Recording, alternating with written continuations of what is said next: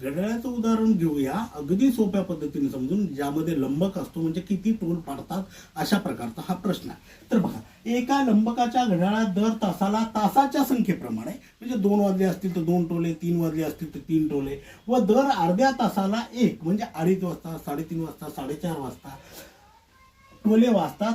तर दुपारी 2:15 पासून त्याच दिवशी 10:15 पर्यंत किती टोले पडतील. बघा, 2:15 ते 10:15 प्रत्येक अर्ध्या तासाला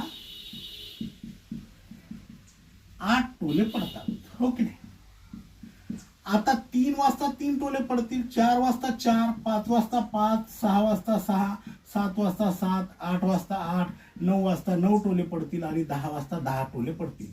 या सर्वांची बेरीज होते 52 अधिक दर अर्ध्या तासाचे 8 टोले म्हणजे 52 आणि 8 एकूण 60 टोले पडतील. पर्याय क्रमांक 2.